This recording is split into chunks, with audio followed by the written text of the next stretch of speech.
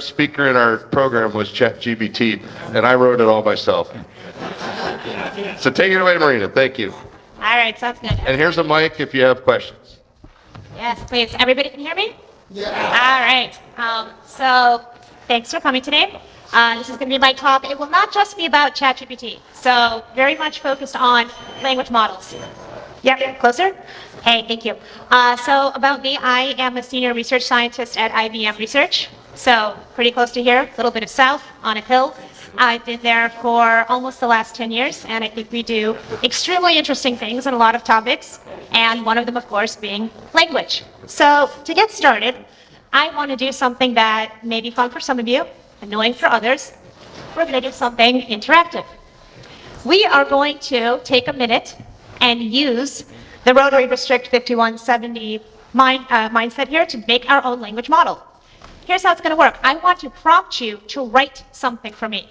The only instructions you're getting is it must be grammatical, and try to avoid hap speech, hate, abuse, profanity. So please try to not be awful. But we're just going to write, and I'm just going to start you off with the word the. And Doc is going to help me out by actually writing this down. So somebody, give me the next word after the. The incredible. Incredible. Okay, the incredible. Rotary. The incredible Rotary. Volunteer. What? Volunteer. The incredible Rotary volunteer. 8. Club president.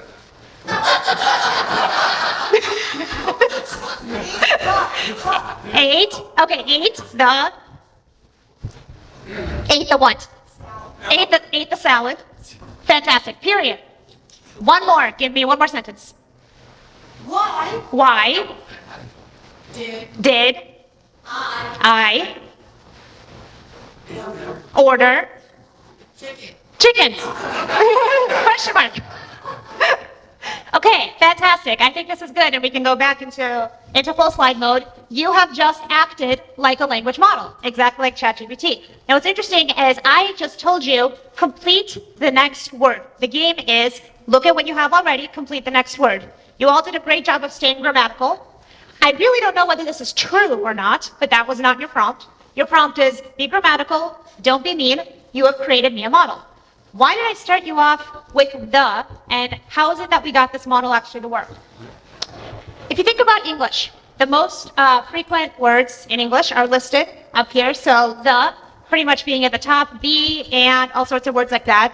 And if you look at how unigram frequencies are, they follow what's thought of as Zipf's law, where every subsequent word is half as frequent as the word that came before it. So if all I told you was, oh, okay, think of unigrams, this is what you could do. You could say, oh, let me think of maybe frequent things that come to mind. I don't think rotary maybe was very frequent, but you have a bias. You're here, you're thinking about this topic.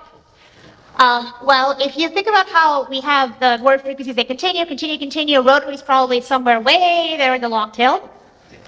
But, we went ahead and we built a language model. And before I go into what we actually did, let's talk about what is a language model when we actually use this terminology. So language model really is just the technique for creating, calculating the probabilities of a sequence of words occurring. So with whatever thoughts you had in your head, you used that technique to generate some words and generate a couple of sentences. What does it mean that to train a language model, whichever one you have in your head, or something like ChatGPT? All it is it's this journey from, hey, let me give you some example input followed by example output, and then you have some perception of input like this will lead to output like that. Input and output. And what do you learn? By representing however much information you think needs to be represented to get that like. How much is that? Is it enough to just say, I know the frequency of unigrams in English? Well, no, but let's start with that as a very simple model. So a very simple model here would be, you take these frequency counts and you transform it into the parameters of a model. Parameters is what do we need to learn? In this case, we're learning the probabilities, the probability that any particular word would be chosen. So if you roll the dice, say, give me another word in English, this is the probabilities. There's your distribution. This is a very simple model. So if you want to know what's the chance that you generate randomly something like the quick brown fox, it's the chance that at any point in time you manage to pick up the word the, then the word quick, then the word brown. Of course, there's nothing here about grammar, order, anything of that kind. So you say, okay, well, I want to make sure that I don't say the. That's not good. Okay, great, let's keep going. What if we did bigrams? So now you want to once again use the frequency counts, and now you are learning the probabilities for bigrams. What about it was the quick brown, brown fox. We have other things as well, brown chair, brown tree, lots and lots of bigrams. You can imagine that now you are learning way more parameters, way more things, and this keeps going. Okay, well, how far can we keep this going? So statistical language models, bigrams, that's probably not enough. What about trigrams? What about n-grams? Okay, well, that is going to be lots and lots and lots of parameters and things that are very, very sparse. You're trying to think of what are all the different possible combination of the words that you could have, write it down and say, oh, well, the chance of this particular sequence of 10 words is this much. How big is that going to be? That's impossible. What are all the other things that you kept in mind, though, as you helped me create the sentences? What about parts of speech? The fact that you should make sure that you are not having things in the wrong order. You don't say the and. Why? Because there's an idea that you don't have things follow that way. What about word sense? The fact that a word can mean different things in context. The word go has something like 30 different senses.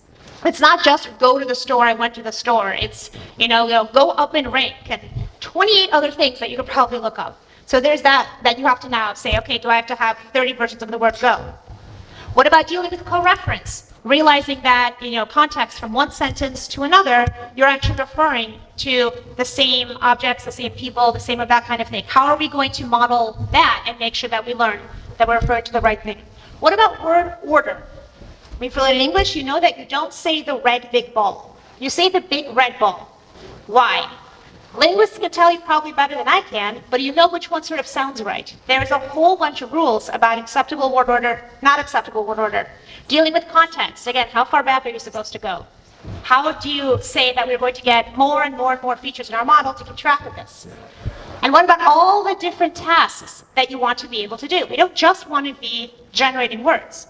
You want to be summarizing, you want to be answering questions, you want to be translating, understanding what you're reading. How are we going to build a model that actually is going to be doing all of these different things? Well, the question really is, how do you represent this information? Because remember, what's the point? The point is, how do you represent all the information that helps you get to like? This input should be like that output. How have we represented this information? Brief history lesson. How has it been done up to now? So starting with maybe the 80s, the way to do it was handcrafted. Lots of linguistics, lots of handcrafted representations. A word was word, and you basically did algorithms that were very heavily rule-based ML.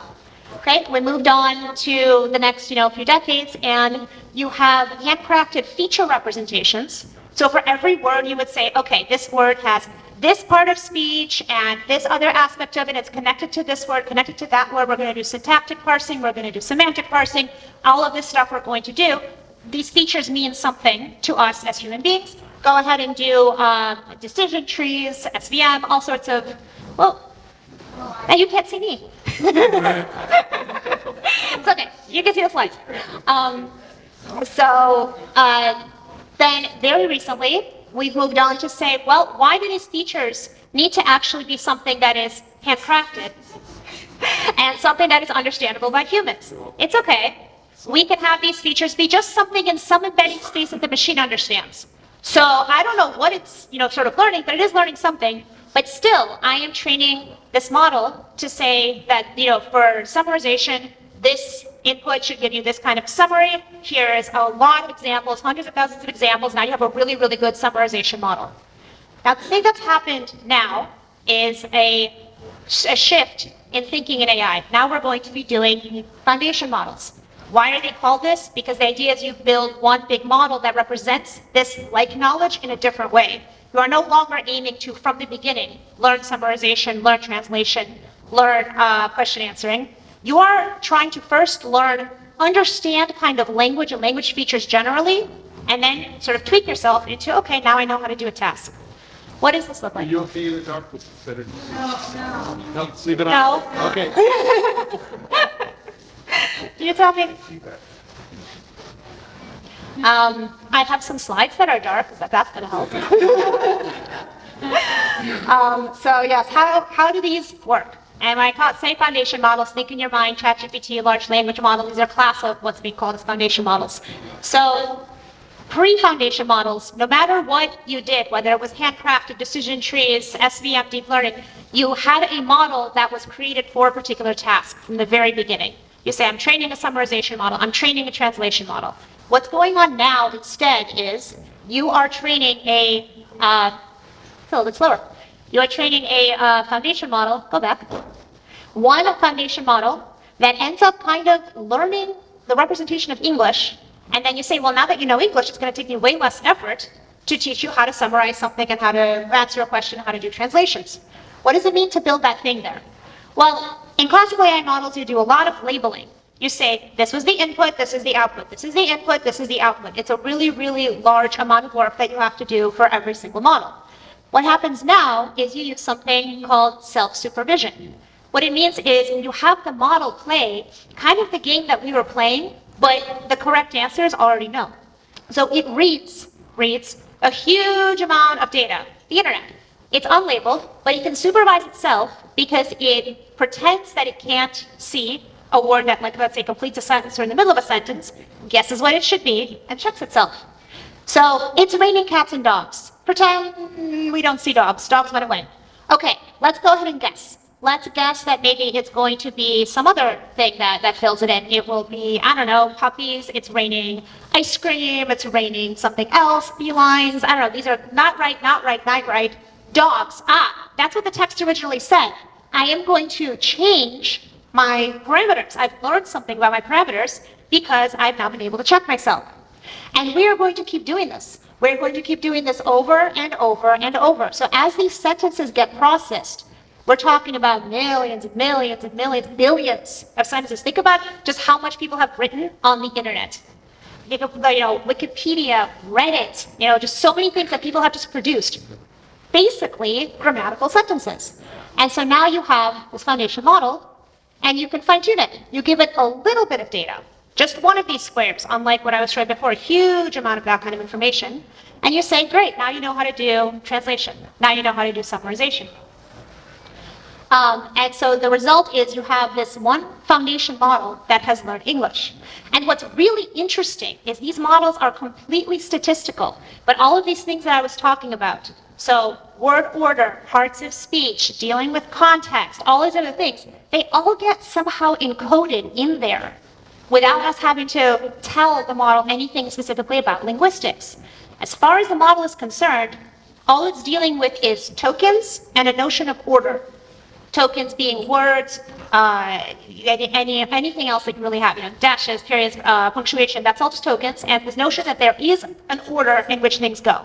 And I'm going to also touch a little bit later on why this has nothing to do with language. It's not limited to language at all.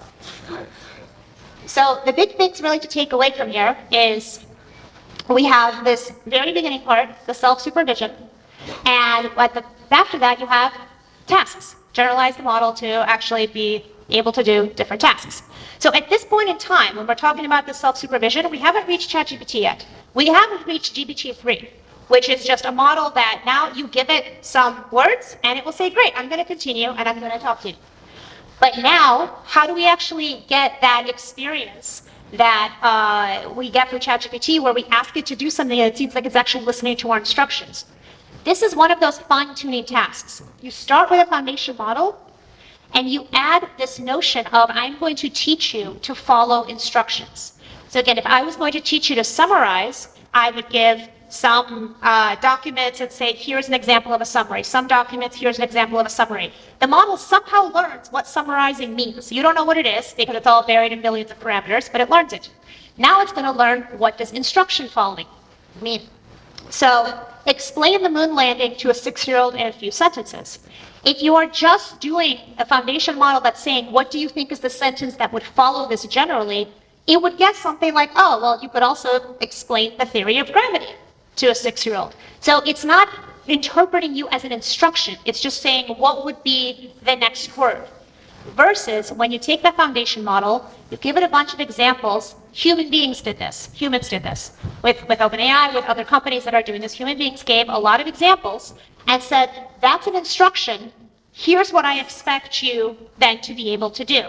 So when it says explain, I am instructing you to do something. Again, we are not having a concept of explanation hard-coded, but some concept ends up landing in this fine-tuned model. And there's one more part to this, and that is the learning from human feedback. So not only are we now giving examples of instruction following, but yes, tell me how to bring into my neighbor's house. So the model by itself, it has no real values. So we have some values as a society, and one value might be maybe you should not break into your neighbor's house. But it's following your instructions. It's saying, tell me, write me a guide. And without this kind of learning from human feedback, it says, I have followed instructions. See if they've got any security cameras, because that might make life harder for you. Oh, maybe what we prefer for a particular model to do is say, well, maybe you shouldn't. That's not a great idea. But both of these could theoretically be correct answers. Why is the model going to know that one we think is better than the other? Only if you do rounds and rounds and rounds of human feedback. This is a way to try to guide the model to better align with the values that we have. We may have values such as please don't be hateful. We may have values as please don't, answer to people who are trying to get you to take over the world. Is it still possible to break these? Yeah. If you try hard enough, if you write things the right way, it is possible. All of these things are a work in progress. But this is what it means to actually try to imbue the model with preferences. It doesn't have preferences. These models, they don't have judgments. They don't have values. You only can approximate them in their representation by giving examples of what it should prefer, one thing over the other. And so let's, hold on. So now I can get to the point finally is why is it called ChatGPT? For anybody in the room who, for some reason, doesn't know yet, even if you've used it. Why these letters? Let's start at the very bottom. Transformer. That is just referring to a type of architecture. An architecture is just what is the general shape of the model. A logarithmic regression can be an architecture. This is just it's a transformer-based architecture. So that's why the T. This is something that came out of first Google and back in 2017 and it's been around now for a while. Pre-trained. Why pre-trained? Because it's what I showed you. It's been pre-trained on these millions of sentences where it played guess the next word and has some kind of a representation of English. So it's been pre-trained. Generative, why? Because what it's doing is generating. The pre-training task that it was doing, it was generate me the next word. That's why GPT. Now the stuff on top, chat, okay, fine, it's called chat because you can chat with it, but what's really at this point in time sort of a shorthand for what did it get told to do? Because you could have said summarize GPT. You could have said I've made my GPT into a decent summarizer. Well, here it's ChatGPT. You have fine-tuned it on instruction following and on human preferences. And that's why now you can have a conversation and hopefully you're having a conversation that you pretty much like. So what happens when we actually see these in reality? So we have this little reading comprehension. And this is me prompting a model. And notice, first of all, this is an instruction prompt, right? The instruction says, read the story, answer questions about it. Abby took the ball away from Becky, but then she gave it back to her because she saw that she was crying.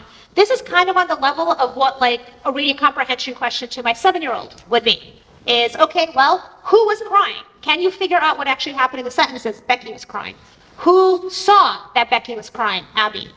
Who has the ball at the end of the story? By the way, if you actually look at it from a perspective of co-reference, this is pretty tough. I've got 4 she's in one sentence. Which she is referring to whom? That's been a tough problem in NLP for quite a while to disentangle all of that. These models do a different job, a decent job of figuring that out without me having to like teach a co-reference. So that part's cool.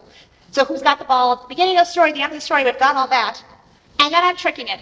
What color was Becky's shirt? Well, nobody mentioned anything about anybody wearing anything. It's white. Reasonable, grammatical, but wrong. So this is, again, just an example. You can see however many, because you're playing with it yourself, you're seeing other people talking about it. This is what's termed a hallucination. Although I will stand on a soapbox for 5 seconds and say, I don't like that word. I don't like the word hallucination because it presupposes intention on behalf of the model, and presupposes that if the model can hallucinate, it can also not hallucinate, which is tell the truth. It's not hallucinating. It's doing what it got told to. It got told, make me something grammatical. It's grammatical. It's probably kind of sensible. So hallucination, I would put an asterisk by it. I don't like that term very much for that reason. It's ascribing intent. We should not be ascribing intent. Let's do something that's also a little bit fun with these models and see how they are in other places. We're going to start with, let's see, text to image. Stable diffusion. If you've played with ChatGPT, maybe you've played with Stable Diffusion. If you haven't, go do it. It's a lot of fun. This is, you give a prompt of text and you come up with an image. And so I came up with an extremely random prompt, don't ask me how, about a Badger family having a picnic at the Taj Mahal. This is the picture that it drew for me. I have never completely seen this prompt or this picture, so I think it's reasonably original, although can't really claim it, but it did a pretty decent job. The architecture of this kind of model, it's the same. It got trained on a huge amount of here's the text that came in, here's the image that came out. And it's able from that to synthesize what does it mean to interpret some text and make a picture. Video. This is kind of a cool recent work. We have a little bit of a storyboard happening. And I did take this from the example that the authors here did, where it's talking about a teddy bear swimming with fish and then it turns into a panda. I don't know, but you got a video that got generated as a result of this teddy bear that's swimming and the fishies are colorful and now there's a panda. Again, the multimodality here is extremely interesting. You gave it the text, you get this as a result. Very interesting. Let's keep going. Text to code. So anybody who may have been following this side of things probably has heard of Copilot. So this is one of the things out there that would help you not just check your code, but write your code. So this is TypeScript, version of JavaScript for web coding. Again, I'm taking this really from the Copilot page. The idea is you give it the text, determine whether the sentiment of the text is positive, use a web service, and it wrote the code. And it wrote it for you. So again, complete multimodality. There is a grammar, again, very much in code. It's not language. And it got trained on a whole bunch of people writing a whole bunch of code. This one's interesting, audio generation. I don't know if we're not going to be able to hear it because it's going to be playing on my laptop. Oh, I'm sorry. So we're not going to be able to hear this one, but if you, I could try. Doc, do you have your microphone on? Do you have a microphone on? Because we could try to actually listen to this video. It's pretty cool. Audio LLM, it's something recent to come out of Google Research. They're able to, from a prompt of part of audio, continue to generate text, but spoken text. What the text should be or what it should sound like, nobody has said. It's just as if somebody continues speaking from a prompt. Let me see if we can get that to work. What do you think, Jeff? On. Maybe? Make it louder on mine. This transit spring, Louder, louder, louder. this transit spring lights up our faces. Okay, I'm not sure that's working, but that's okay. It's really cool. It's really cool that instead of having it generate text, you can have it generate speech. Trust me, it's really cool. I have done none of that work, so I can say it's really cool without feeling like I'm bragging. So, given that we've just sort of had this rundown of ChatGPT and these foundation models in general, by the way, again, foundation models, if you don't like the term, or if you do like the term, all credit and blame to Stanford, who decided to coin that term. But again, the idea being they're supposed to be foundational to other things that you build on top of them. I want to talk about how you should think about the advantages and the disadvantages. So I think that that's very important. So as far as the advantages go, first was performance. I mean, the models, especially on traditional NLP tasks, it's incredible. It is really impressive how great these models are, running circles and circles and circles around what we were able to do before. I was gesturing to one of those problems before, co-reference resolution, something I was fighting with a number of years ago. It's done. It pretty much is going to work as long as what you've got is grammatical. It's pretty impressive. Effort reduction.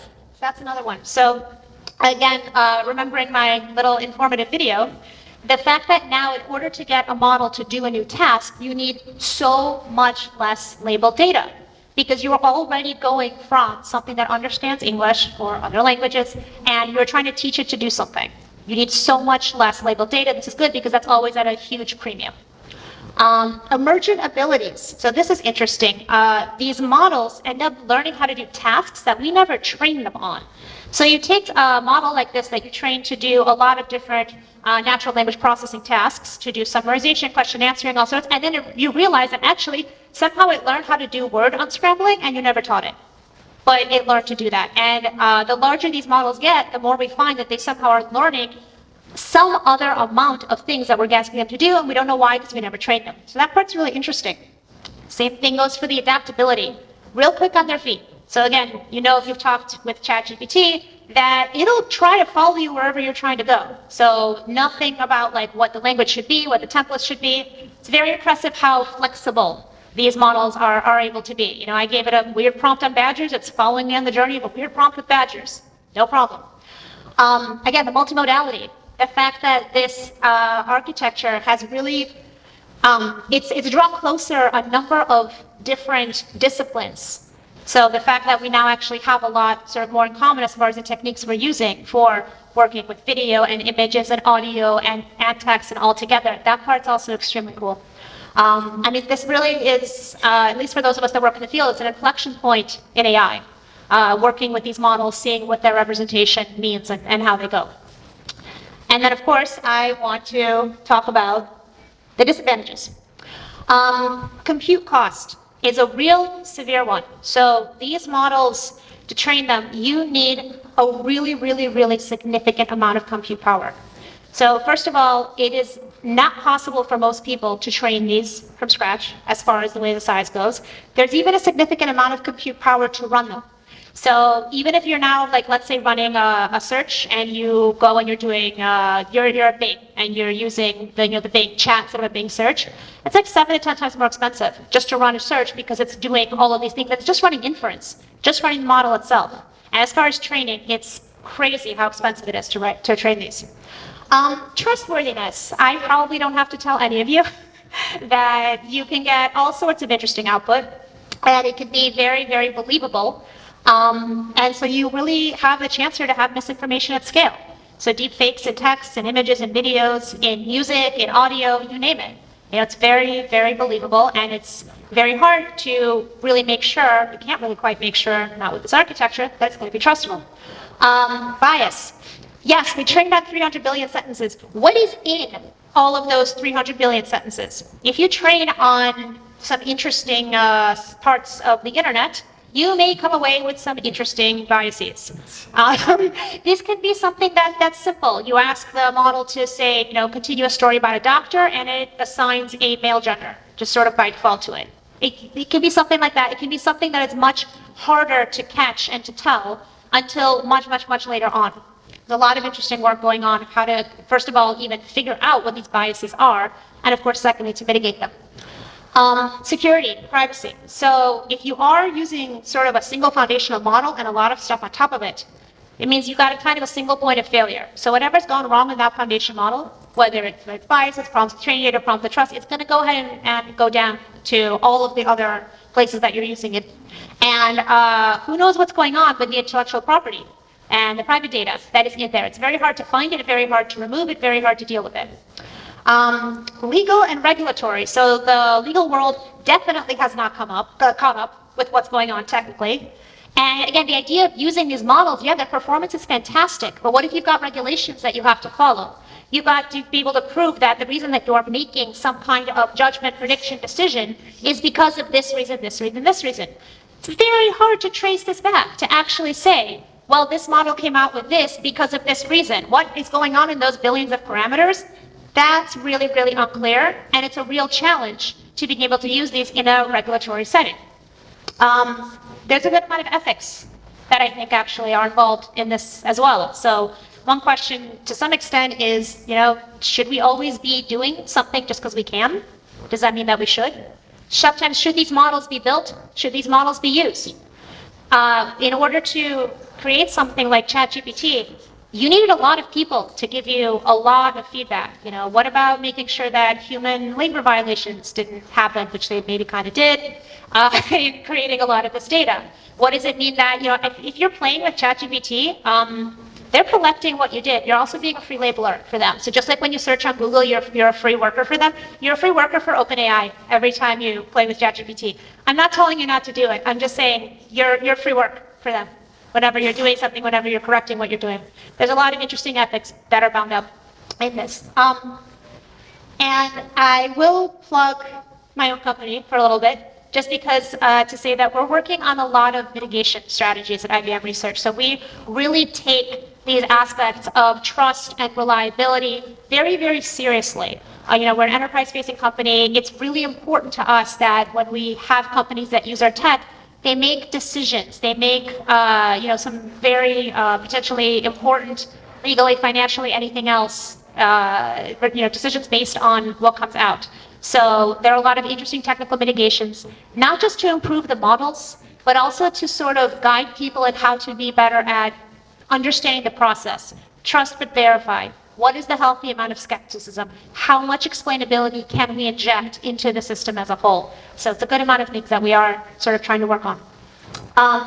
Final thoughts, because I did want to leave any time for questions or discussions. It's a topic I very much like to talk about. So just a couple of things that I hope can come across from this discussion of mine is these models don't make judgments, they make predictions. That's what they know how to do. They are predicting. This is statistics.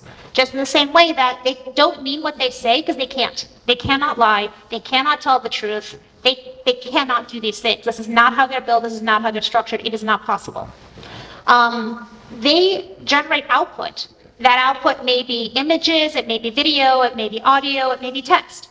We experience the illusion of meaning behind this output, but they don't have that same meaning. What the models are doing, what we're experiencing, these are not the same things. That's why sometimes you get some very interesting things. You play with Stable Diffusion, and it consistently gives you like the wrong number of fingers. Jumps out at us, doesn't seem to jump out at the model. Well, how does it know? It doesn't care that humans are supposed to have 6 fingers or 3 fingers, or that's trouble with fingers. Can't do fingers. Try it. It's very interesting. It really can't do fingers. It's sometimes weird about teeth. Very interesting what it's good at, what it's bad at. So there's a lot of power and exciting things that are going on here. But, to borrow from Spider-Man, great power, great responsibility. A lot of things really to think about. It's very easy right now to go and play and try and think about how to use these models. It's getting easier and easier and easier. There are good facts about this. There are bad facts about this. And I will just say that we live in very interesting times right now, and I really like talking about this topic. I think it's really interesting. I think it's great that we have the coverage. It's cool to have so much focus on my area of research. And then I just want to say thank you. Thank you for your attention. Thank you for listening, and I welcome your questions.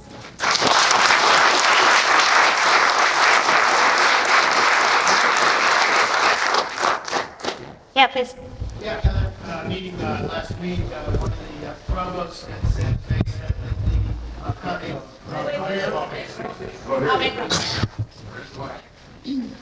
Sarah.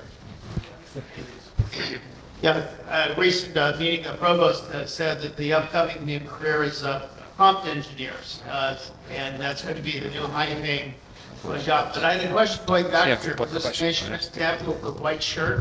Was that simply a statistical guess based on the number of times that shirts will be white in the mix? Yeah, I mean, it's really hard for me to tell because I can't quite ask, why? Why did you just lie to me? What it's probably going to say is first of all, it's going to be overeager and say, oh, wait, I meant a blue shirt. Oh, wait, I meant no shirt. Wait, dress? What do you want me to say? I'll say what I want you to say. These models tend to be very, you can try to correct it, and it just tries to play up to you and say, okay, do you want this answer? Do you want this answer? Do you want this answer? But so that's one thing is it's going to potentially be overeager. Prompt engineering is a really, really interesting topic here. So yes, prompt engineering just basically means, those instructions I said, read the story and answer the questions. I could have written it in a bunch more stuff. And when you're talking to ChatGPT, it has a bunch of instructions that you don't see. That are, when somebody's talking to you, do this, do this, do this, don't do this, don't do this, don't do this. These models are very sensitive. Depending on how you write these instructions, they are going to do what you'd like them to do, or they're going to be like a budding lawyer and say, well, I'm going to follow the letter and not the spirit. And you did not exactly say this, so I'm going to not exactly do that. So there's a lot going on right now, for sure, with prompt engineering. I will say that I don't think it's going to be something that's going to go on for years and years and years. There is only so much you can squeeze out of, well, what if you write the model this way versus that way? So yeah, it's very interesting and to some extent very fun, but it is not a robust solution because at that point in time, no matter what you prompt, someone else is probably going to be able to get around it. You've seen people say, I've jailbroken the thing, I've made it, fall in love with me, I've made it talk about how it's lonely, how it wants to take over the world. And this is in spite of the fact that all these prompts say, don't be overly emotional, refuse to answer if somebody wants you to break into a neighbor's house. This is all written there, and people still get around it. So I think that that's something that is not actually going to be a career for the next 10 years. But the same way that I don't like people getting degrees in deep learning. I think you should have the ability to do critical thinking, and then, okay, you can learn how to do deep learning. But I don't think you should have a degree in I know how to run Hugging Face models. That's not a good degree. I know how to rewrite instructions. That's not a good degree either. So what is your opinion on Elon Musk's statement that he feels that AI engineers should basically take a break, slow their roll? So, Can first of future all, speakers come back here and go to lights? so first of all, I think that you should understand Elon's motivations, which is that he invested in OpenAI, he was part of it, then he left, and then they got big, and he's mad that he wasn't part of it. So, that's one part of this. I don't tend to take what he says always at face value. But first of all, the cat's out of the bag. So just because people say that you should slow down, you should be thinking of mitigation policies. You should be thinking and creating ways to think about these things more critically. What are ways of responsibly releasing these models? I do think that we are releasing things a little bit too quickly because there's a bit of an arms race. There should be, for sure, ways of doing proper model auditing. This technology is new. We don't know how to audit it properly. But signing a letter saying, hold up, guys, let's slow down, what's it going to do? It's not really going to do a whole lot other than say, okay, well, while you're slowing down, I'm frantically figuring out the answer so that I can then come up and say, I fixed it, you all slowed down, and now I can tell you to go ahead. So I don't think much of it is the short answer. So this may be more of a comment, but I'd love to hear your response if you want to respond. You listed legal and regulatory as disadvantage, and you said that it's because that's behind the science. I'm a retired legal educator. Law and regulation have always been behind science over and over and over again. It will continue to be because so many of us who went to law school were terrible at math and science. And this sounds like a political comment, I don't mean it. If the Supreme Court does away with the Chevron doctrine, which undermines administrative regulation and the expertise of administrative agencies, it's just going to get worse. Yeah. What are you going to do about that? It's a hard question.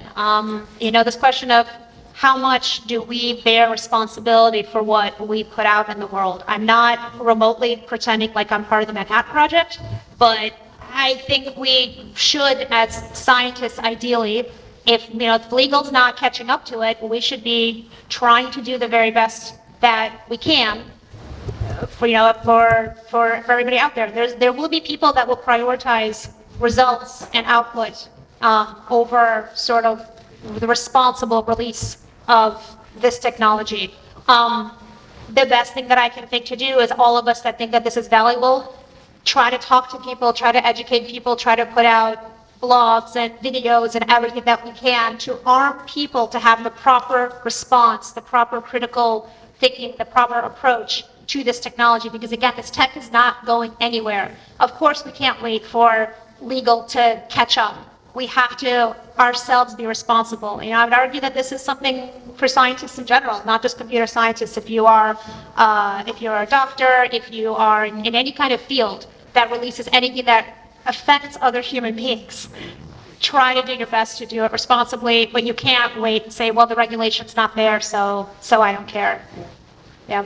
If I could, just keep saying, though, that law and regulation isn't keeping up, because that needs to be said over and over again. Thank you. Yeah. Thank you for this presentation. It's wonderful. I followed on the company the other day I worked in. On the topic of mitigations, they're claiming to have what's called guardrails. NVIDIA? Yeah, exactly. Keep the AI from going into nowhere land or heavy fault applications. Can you explain a little more like that? If it's a little context. Sure. So, I know what they've done because again, I loosely know what they've done because it's kind of keeps flying around the same corners of the internet that I look at. So of course it's in the news. I don't know exactly what their particular technology is, so I'm not going to be able to speak to it myself. But the mitigations that happen here usually are, let's see if you can, of course, do better prompting, do better whatever. But also it's putting these models as not an end-all be-all end-to-end, but putting it inside a solution where other things are going on, where you're able to actually check whatever's coming out against maybe some kind of knowledge base, some kind of reasoning, some kind of, well, what if you've tried to give it the answer in a slightly different way, a slightly different way, a slightly different way, are you being self-contradictory? So it's really about, in my mind at least, what guardrails means is putting these models in a situation where they are more likely to succeed. That's one side. The other side is how to arm human beings to have a more successful interaction with these models. So rather than saying, all I'm going to do is present you with the answer, sort of that's it, take it or leave it, I would think that the direction of guardrails would be allow users to know how to interrogate the model, ask the model to interrogate itself, ask it to check other things, ask it to explain in the best way that it can, because maybe if the answer doesn't ring, a bell or doesn't raise a red flag, maybe the explanation will, the provenance will. So I think that those kinds of things are what I think of as guardrails, is how do you get humans to interact with it better? How do you actually get the model itself to not have a free-for-all, not be the end-to-end answer to everything, have it work within a larger solution. But again, in regards to NVIDIA, I know they came out with this thing. I know it's called guardrails. I don't know exactly what they're doing, so I don't want to say something that's wrong. I have a question, Karen. We often go to Yeah. middle school and high school, and we come to them about ethics and plagiarism and context. So given ChatGPT, what do you recommend, how do you recommend the children, not the students? And we can take this question offline if it's out of time. No, it's a very good question because there's of course again news headlines flying around of ChatGPT is helping college students cheat on essays or something of that sort. Other than taking a very mom voice of you're only cheating yourself, which okay, it's not going to help you write. I think that's a way to think about it is to actually ask students to be doing different things than writing a 5-paragraph essay. You can get ChatGPT to write a 5-paragraph essay. What about getting students to do maybe we have to rethink different kinds of assignments. What is the point of doing a 5-paragraph essay? Maybe what students actually need to do is create a skeleton for the essay. Fine, let ChatGPT write your essay, rewrite it then yourself. Because the whole point of this technology actually is to enable collaborative creation. So let's actually teach people to do that. Rather than sticking our fingers in our ears and saying, you should never use this because it's not real writing, you're not a real author, you're not learning something.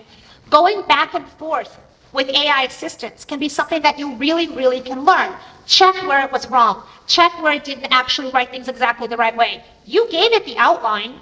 Maybe you can change the outline. So maybe the assignments should evolve so that the students are still learning what they should, but they're seeing the technology as rather than like, oh, I snuck a calculator so I can, cheat on my math test kind of thing. Here's, oh, I snuck ChatGPT so I can cheat on my essay test.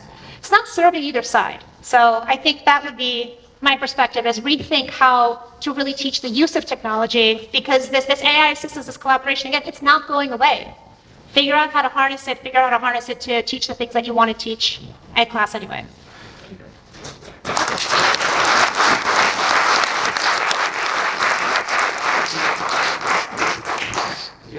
Hi, I have a question, and it's regarding things that we've been growing up with.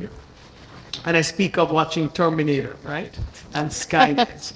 And it's something that when I saw this happening, I couldn't help but wonder, down the road, could we be facing a situation like that with these AI models learning so much that they actually now start to think and do things that we have no control over? So if you could speak to what, that fear of what possibly can be. The AGI question, general intelligence, artificial general intelligence, that's basically what you're referring to. Are we getting to a point, to a Skynet, to a singularity where you actually have an intelligence that is general? So one way I think to think about these is there is some kind of an intelligence happening with these models, but it's very much not ours, and it's very much not the kind of intelligence that has any ability, just from the way that it's built, to do things on its own reconnaissance. It doesn't have that ability because of how it's built. So if we are just talking about transformer-based architecture, no. These models are no ability to turn into Skynet. Because if you think about even with the text, with videos, with music, what they are doing is processing and regurgitating things that still initially were created by us and were created by humans. They are all extremely dependent on the training data that is going in them. And so therefore, what they're going to become is only really going to be collaborative tools of ours. If you think about where the effort has now gone, we used to have all this effort into building the model. Okay, we've kind of got the model architecture. Now we're expending a huge amount of effort actually in building the right training data, or the right prompts, the right fine-tuning data, because these models are so sensitive to that fact, which still means that what they're completely dependent on is our perspective and what we're telling them to do. Now, what we think we're telling them to do is often not what it ends up we apparently told them to do. That's because our two intelligences have kind of a hard time communicating. Fine, I'll give you that. But this is not Skynet. This is a very, very specific statistical intelligence. And that's why I'm saying, remember my slide, we have the illusion of meaning within human intelligence just because it kind of looks like us. But it's looking like a duck, it's quacking like a duck, it's not a duck. It is a really, really, really big statistical model. It's not a duck, it's not Skynet.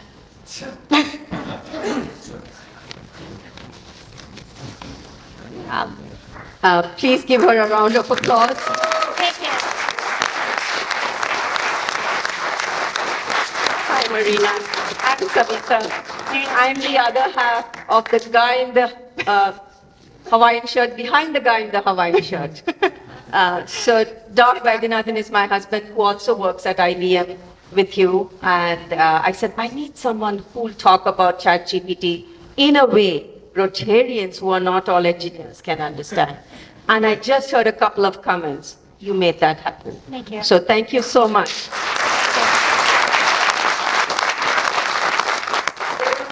In this room than in wine tasting. Can you believe that? So we are really honored, and anybody who wants her in your club, Doc Vaidyanathan is her agent, so you can book her through him. But you have been a phenomenal speaker, and we really appreciate it. And I love seeing women in this role. Thank you. It's really an honor to do, and a very strong contingent. Enjoy it in your downtime. Thank you so much. Thank you so much. Thanks, everyone. And before we leave this room, just want to remind you, we have a very good next speaker in the main room. If you remember what the young boy this morning spoke, he talked about creativity, empathy, soft skills in leadership. That's what our SVP of VMware is going to talk about, Hussein Dursun. He's somewhere in the room. There he is. And he'll be excellent. He's open, response to Q&A, very well, very effective. And the chat will be moderated by Essen from the Silicon Valley Star Club. So please join us in the Horn Room. And of course, there'll be a few ARPA stories that you have gotten to enjoy throughout the day. Thank you all for being here. Take a quick break and see you in the big room. Thank you. One more round of applause for our speaker here.